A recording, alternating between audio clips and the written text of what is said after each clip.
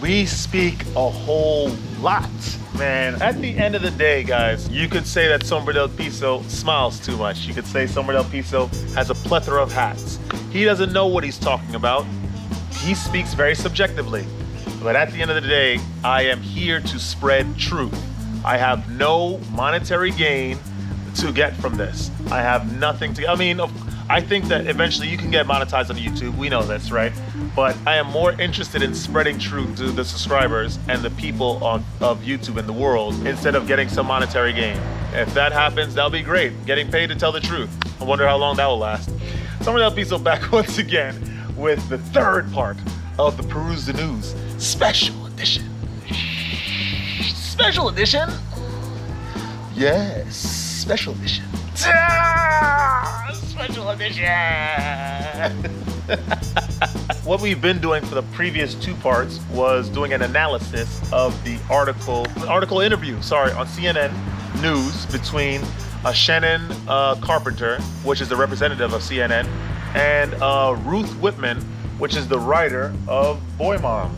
This book that's basically sort of trying to take apart how we view boys that are getting raised in a, how boys are getting raised, really, and if we need to change the ways that boys are being raised in order to have better functioning societies and less violent men. So like, comment, subscribe. Let's check this out. We're getting into a little deep part now. This is Shannon Carpenter. Her question is, explain the term incel. Dun, dun, dun, incel. Dun, dun, dun. You are an incel.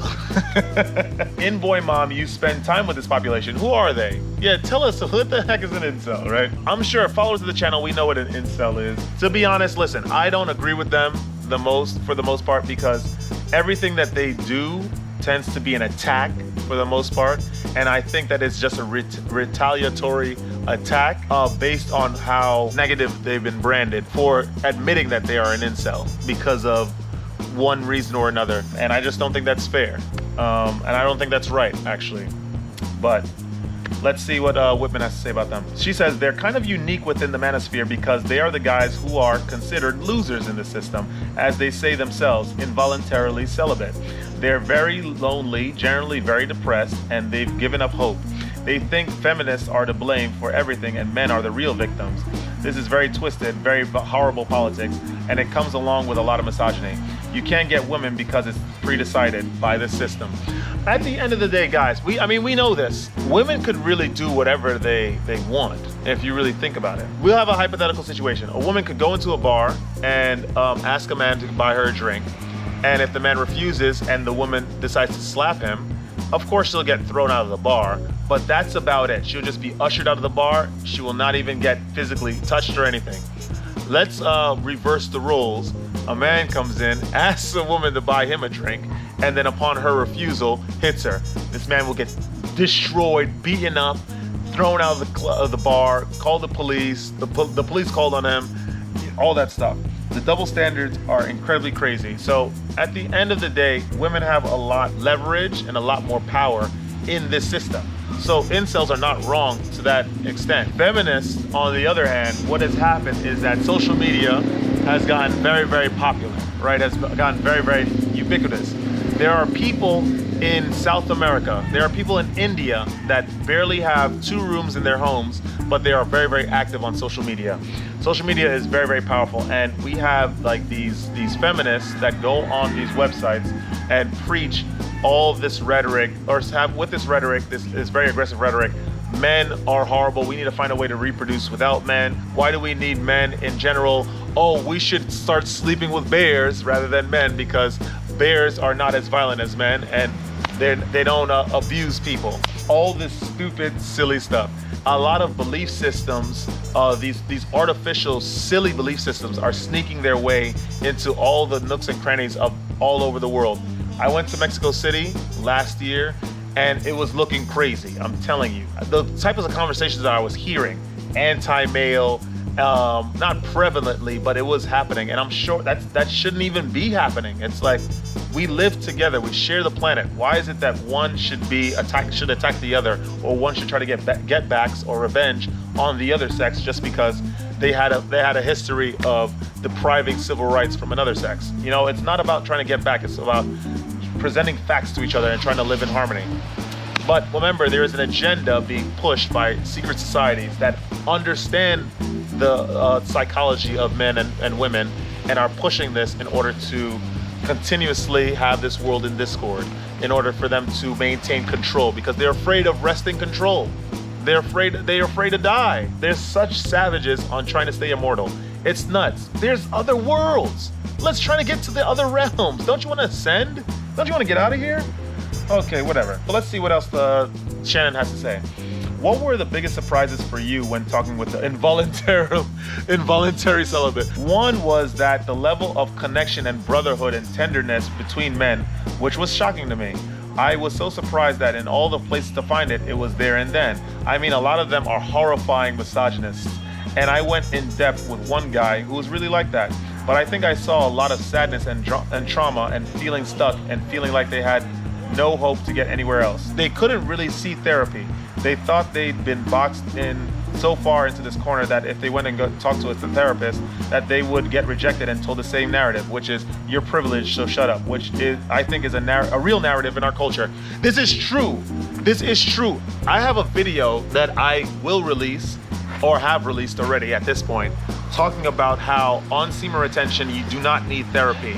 And even if you were to see a therapist, you will not get the proper help, because the therapist is part of the system. Full stop. The therapist will tell you to bend to the will of the system, bend to the will of the leaders of the system. As a result, you will sacrifice who you are. You will sacrifice a lot of your personality. You will sacrifice your pillars, your habits. Me, I do not believe in therapy. First of all, not only they're overpaid, they are there to sit down and listen to you and just give you very, very general advice. They do have a vested interest in you because, you know, they're paying them and they want to perpetuate the sessions, right?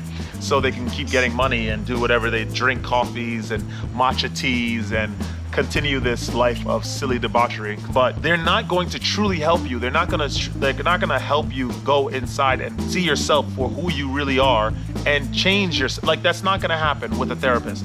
Do not think that you're gonna get help. And I think that as a man, if you're on semen retention and you're talking to like-minded individuals that are also on the practice of semen retention with their idiosyncratic experiences, trust that's 100 times better than what any therapist that could help you with. One of the biggest surprises was I expected incels to be these very fringe people who were saying something completely different from the kind of so-called regular boys would say. It really shocked me just how similar they were to many of the sort of so-called regular boys that I talked to.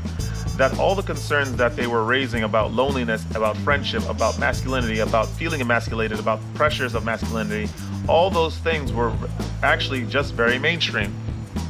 Like I said, the thing is, I'm not completely against what incels sort of argue. It's just that, just the way that they speak about the opposite sex is kind of wild. I'm not gonna lie. A lot of their motivations are not completely wrong. The passport bro movement, no matter how licentious it may seem and it was branded, right, and exploitative, at the end of the day, these guys are leaving.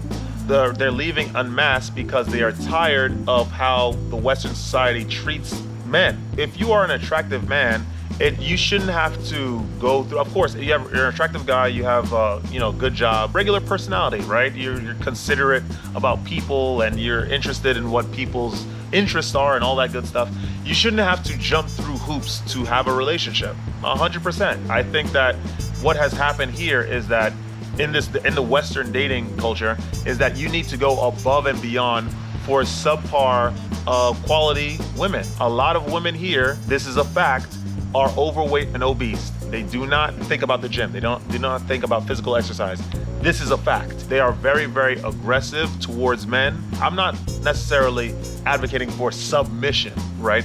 But a lot of them seek to belittle men in social spaces. Men don't like that. I understand why the passport bro movement, despite what it has sort of evolved to, I understand why it's a thing. I've been on semen retention, so I haven't really been looking for anyone, but trust me, if I get out of this whole thing, I think that it'll be a little difficult to find a wife. And even if I were to want stay with this girlfriend for a long time, people change. Women change, especially. There's no impetus for them to not entertain other choices. So as a result, there's going to be a chasm in our path, in our joined path. This is just the long, the tall, the short of it. So I definitely agree with this to some degree, especially, I mean, at least the motivations behind incels. Did you find any correlation between your father's masculinity and behavior and their own judgment of themselves? Several guys said to me that their father has always said, man up. I think that fathers are probably doing this out of love and of course out of ignorance, because a lot of men, a lot of fathers that were raised with fathers don't actually know what it is to be a father. They are not teaching men the correct way. If I was a father, the first thing I'm teaching, first, you have to, as a parent, I think that you need to actively be in your child's life, completely. You're not trying to be controlling, you are just trying to see the aptitude and the behaviors and the propensity for whatever your child is into is. You know, you're in there, you understand them, and then you try to coax them towards the path that they feel most comfortable with. Of course, you teach them about pitfalls. You teach them about religion. Of course, objective reality guidelines to keep them on the straight and narrow. If you do not, then they're gonna fall wayward to a lot of the political dogma and gender politics out there, and then they're gonna come home with painted fingernails talking about, you know what, I think gender is a social construct. They want to protect their sons and are probably doing it the best way they know how, because that's the way that they were taught, like I said. But these messages are so harmful and they have lasting consequences. I saw it all over with boys who have different backgrounds. Shannon says, how do we reconcile these two halves of men? How do we keep traditionally masculine identified values such as courage and assertiveness and encourage feminine identified values such as empathy and sensitivity? Whitman says, we start from the beginning. Take the gendered expectations out of those words: bravery, courage, strength, assertiveness, empathy, humanity, nurturing, and caregiving, and human qualities. Get away from girls do this, boys do that. Then we would give people, boys and girls, more ability to be fully human. I'm gonna tell you this. When you are on semen retention, I always go back to this because this is the ultimate teacher, this is the ultimate mentor, this is the ultimate behavior conditionalist. The ideas and the tenets of true masculinity, of objective masculinity, will come naturally to you. Western society has taught us that we need to consistently indulge. We could have whatever we want. We could go, if we're hungry in the middle of the night, go on Grubhub and Uber Eats and order what you want.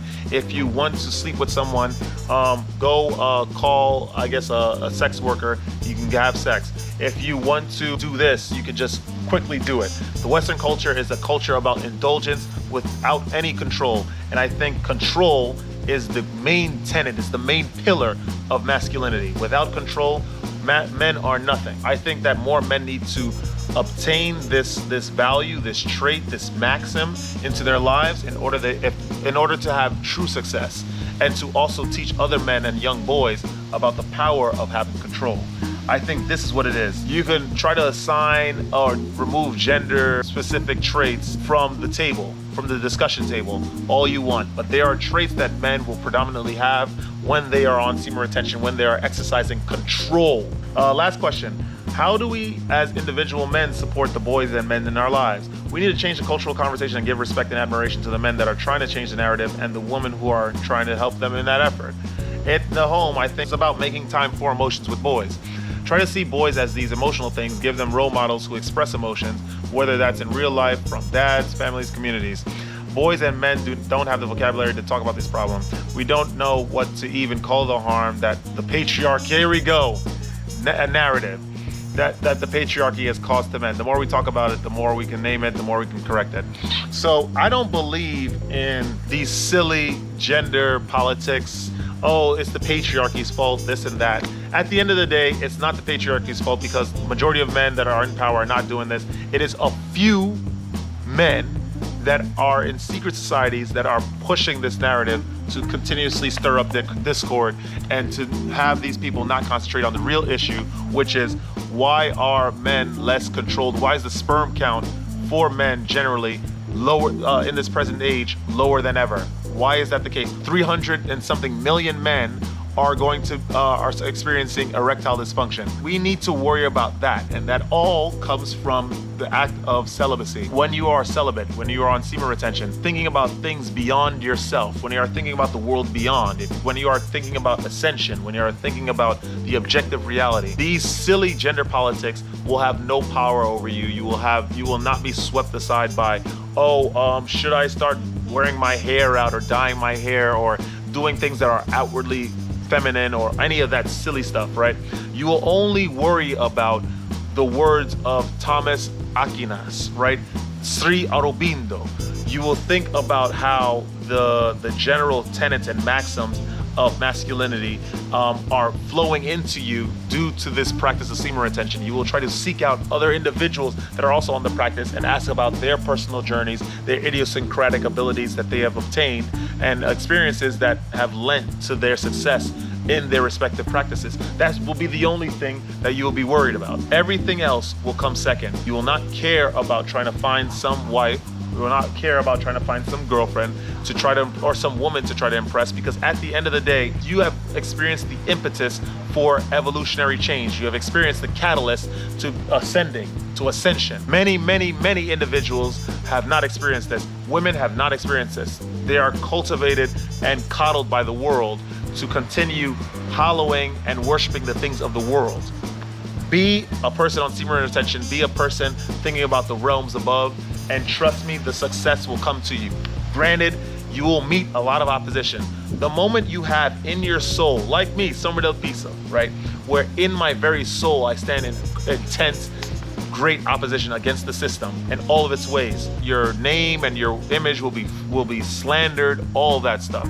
Trust me, you will lose work friends, you will lose best friends, you will lose connection with your family, all that stuff. But remember, in the chase, in the pursuit of objective truth, you need to go all in. You need to bet all of your tokens. You need to bet all of your money, all your coins, because the reward is way more worth than anything that you could possibly imagine. Seek truth, gentlemen. Seek truth and seek control. Seek control first, truth will come naturally. And that is the end of this Peruse the News special edition. If you like that content, like, comment, subscribe, share the video with some peers as per usual. I would like to hear your guys' feedback on everything that I said, please, because I know that you guys usually have comments whenever I drop my videos, but this is a good one. I thought this was a very, very good interview. So I want to see what you guys have to say about this. Don't let this place get you down. It is full of political dogma. It is full of gender politics. It is full of people just being negative because they know intuitively who you are. They know intuitively what you stand for. Do not let this place get you down. Stand for something. Seek control. Always seek control of the self. And truth will follow. And stay radiant, my friends. I shall see you in the next video. Woo!